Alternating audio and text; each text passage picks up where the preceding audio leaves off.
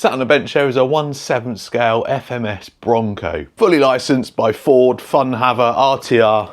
And now we've got a 1/18 scale to go with it. That looks so cool. This thing was loads of fun. And I expect shrinking it down to 1/18 scale is probably going to take some of that fun element away, because there's nothing better than a giant RC car hooning around on the rocks, the dirt, the sand and stuff.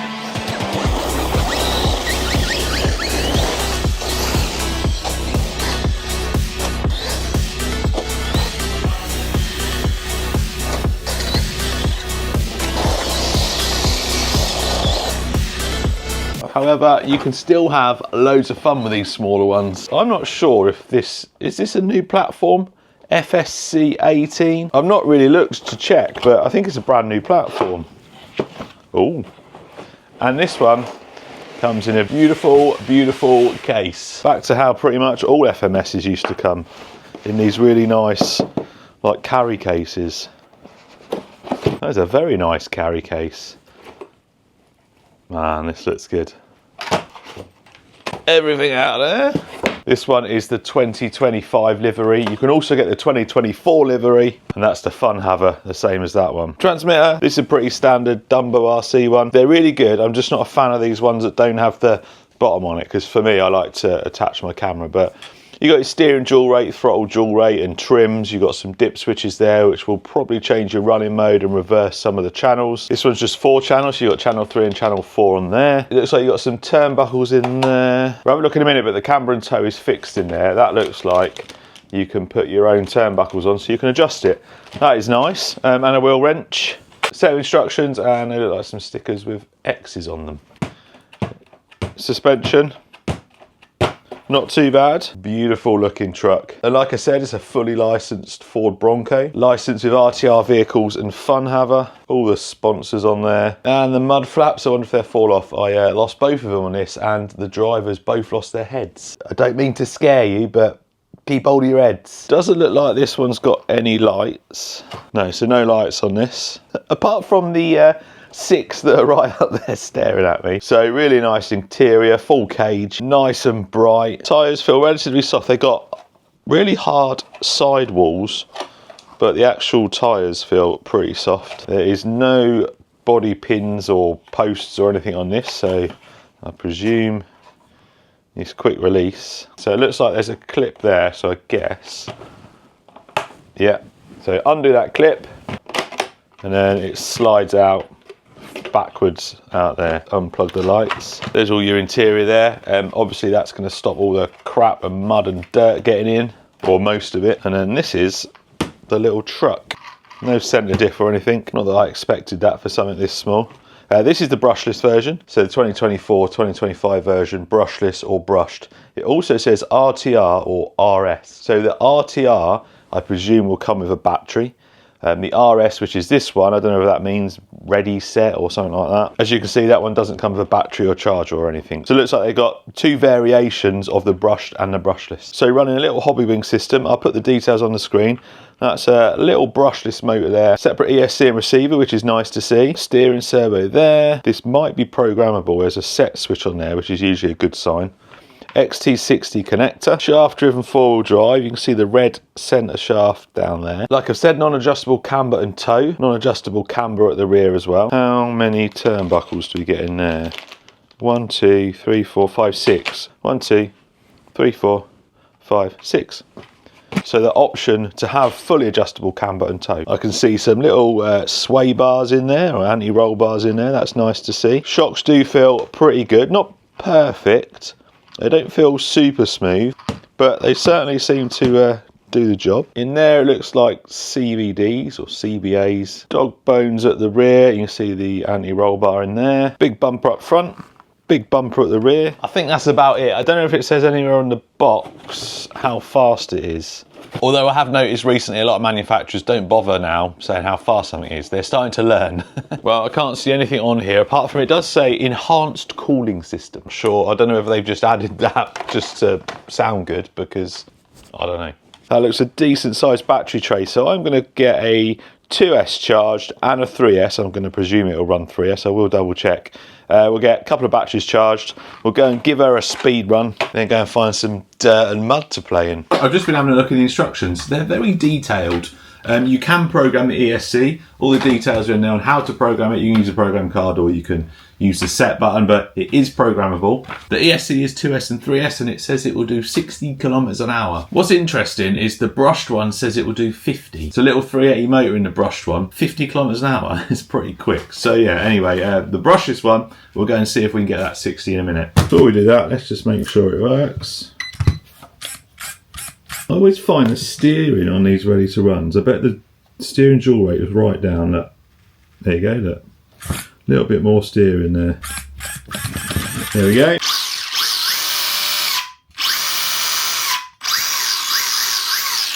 Not bad. We have lights. Right. Let's go see how fast it is and go and have a play. Right then, let's see how fast this is. The sun is out, but the ground is a little bit wet, and because the rubber compound on these tyres is a little bit hard, we'll see how we get on. Once it gets going, it should be alright, but well, we'll have to turn the dual rate down for sure. No wind today to worry about. That is full throttle. Nearly took myself out. That is not too bad. Relatively straight. Whoa, whoa, whoa. Yeah, it's not easy to get going on this surface. There we go. Once you get going, it's fine. It's just getting traction. And of course, the famous brake check. Whoa! 2S battery, 29 mile an hour, which is 47 kilometers an hour. This is easily going to do 60 on 3S. However, I don't know whether I'm easily going to be able to drive it. Right.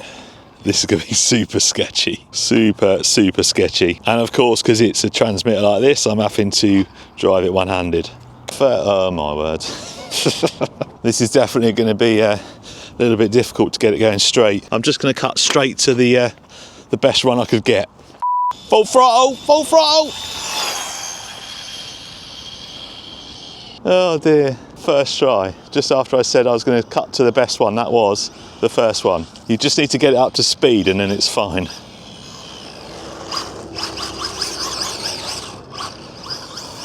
Ah, long grass, not a chance. Right, 43, told you, easily over 60 kilometers an hour.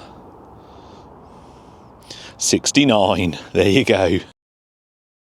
So I've switched out to a normal transmitter, so a normal one, so I can mount my camera. So I just think this, with the small wheelbase, it's going to be relatively hard to handle one-handed. I mean, it's not that easy two-handed, if I'm honest. Not on this little track. No, it's all over the place. Ugh. Come on. There we go. Not easy on a tight track like this.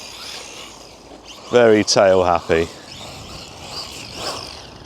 I wanted to get some jumps and stuff, and we might have to just have a little trip to the skate park, not to go crazy, but just to see how well it jumps. I'm just not sure here is the right place to test that. There's also lots of water here, which is not ideal. Oh, it doesn't jump too bad.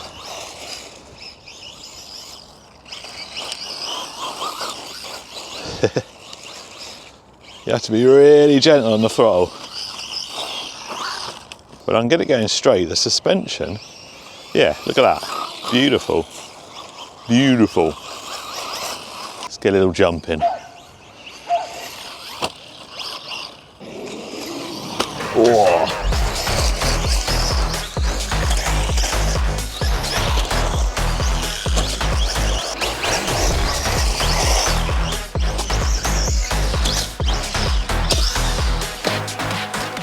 Yeah, as I thought, really hard to drive one-handed. I hardly got any shots of it then, any low-down sort of shots. This is quite a high grip surface here. It is wet, so it's not as grippy as it usually is, but this hooks up well. So on that gravel over there, it would not go in a straight line, whereas if I pin it, look, it's pretty easy. Yeah. I've bent a front shock, it seems. I'm struggling at the moment to find anything that's, you know, wowing me with this small scale stuff. I mean, this might be the first video of mine you've ever watched, and you're thinking, what are you getting on about? But recently,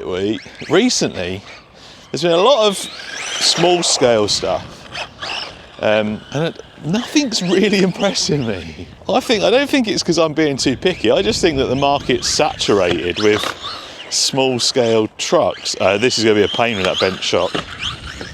I wonder if I've got a pair of pliers. See if I can straighten it. Right, it's not perfect, but hopefully it'll keep that front end up. Then we can jump it. What was I saying? Yeah, I think we're just flooded with small scale stuff. And the thing is, I'm not being impressed enough to say this is the best ever or epic or awesome. I mean, they're all good, but there's nothing out there so far that I'm super impressed with. I mean, this thing on 3S, it certainly rips around. Oh, and it's absolutely not made for a skate park, but I struggled on the dirt track with it. So that's the other thing. I'm thinking, what do you do with some of these things? Where do you take them? You can't take everything to a skate park. I suppose you could make a little track with this. It seems to handle this this surface all right, actually.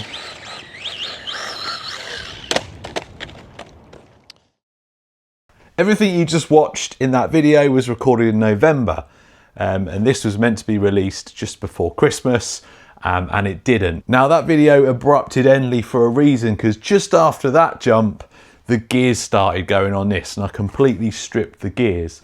And that's the reason that FMS called it back. It had plastic gears, plastic spur, and in fact, I'll show you. So you got a plastic pinion, a plastic spur, and I haven't taken the diffs out, but I think the diffs were plastic as well. And it's brushless. And I'll play the clip now and you can hear. Is that a gear? Yep.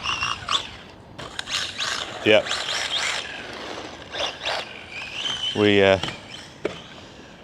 We got some gear noise.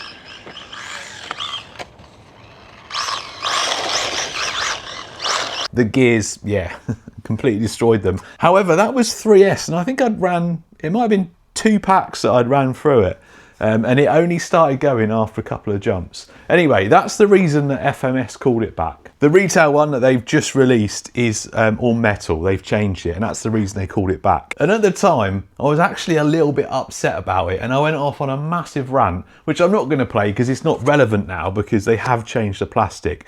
But I was kind of upset that they'd got a brushless RC car and put plastic gears on it, and I was like, who puts plastic gears in a brushless 3S truck? And it wasn't really that I was mad at FMS for them calling it back, because that was the right thing to do. The right thing was to say, right, we've got a problem with this, we need to sort it out. But it was pretty much at the same time as Valalo brought out this rally car, which also had some issues on the review ones. So I'd put that to the side thinking I'll get onto that once they sort the issues out and I'll review this. And then I started reviewing this, I'd done the whole video, I just started editing it, then FMS said, yeah, that is a problem actually and we need it back. So initially they asked to send it back, and then after a little while they said, no, don't send it back. We'll send you the upgraded parts, you can fit them, and then you can do the video. To which I told them that I've spent enough time on this, I'm not interested on redoing a video. But I kept all the footage, I put it all together, and if I wasn't sat here telling you about that,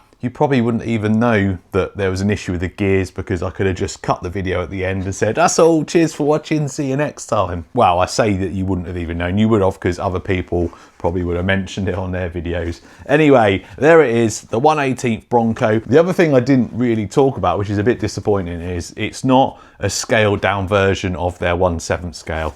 It's a normal, like, short course style rather than a trophy truck with a solid rear axle. So the gears shouldn't be a problem now because they're all metal. The suspension, it feels nice, but I did bend a shock. They are quite small and flimsy, but overall, good fun. I still kind of stand by what I said even back in November. Nothing's really wowing me at the moment for small scale stuff. So hopefully later on this year, we are going to see some cool stuff and I will be wowed. Right, another update. They sent me a new one. I'm still not doing anything else with it. I was quite happy, as I've said, with the one they sent me. But this is the final product, apparently. This is the one. If you buy one, this is what you're gonna get. So not only have they updated the gears, they've also made some other improvements. I'll put it on the screen because I can't remember exactly what it was. So hopefully, the one you buy will be finished. Oh look, snap. It looks exactly the same. Same shocks. Yeah, it all looks the same like that. Same transmitter. Let's open it up and check them gears, although it does sound different. Yeah, definitely metal in there now. It all looks the same underneath here. I think it's to do with the ESC software and stuff. Right, get your gears out. Get your gears out. Get your gears out. Yeah, there we go. Metal pinion, metal spare gear. The diffs are now metal as well. Do I want to take a diff out? Oh, go on, let's take a diff out. We might as well. We're here now, aren't we? It's a weird combination of hex hardware and like Phillips. Oh, these are long. Just checking, that one's, the original one had metal dog bones as well. I think the brushed one is plastic, whereas the brushless one was metal. I don't know whether this is the right way to do this, but we're just going for it. Just going for it. There we go. Oh, no, they're all right. We're all right, we're good. They are metal. I saw the white plastic case and I thought they were plastic, but no. Metal diffs. They don't feel like they got oil in, they feel like they got grease in there. Oh, let's have a look. Oh, we might as well, hadn't we? All metal in there. No, there's no seal or anything on it, so they're not oil filled. And it's just got two spider gears in there. So obviously conventional diffs have 4. This one just rocking the 2. There they are, and they're metal as well. Well, there we go. So there we go, finally, after however many months, there it is. Oh, they've also reduced the price as well. There's a link in the description. The price has been reduced. I think this one without a battery, I think is $199, which for us in the UK is about, I think it works out about £160. That's not actually bad. All metal gears, brushless, license. If they hadn't changed anything and they kept it all plastic, I'd have probably not been saying that's not a bad price, but that is actually not too bad a price. If you look at everything else in this size, like the Groms and stuff like that, not bad.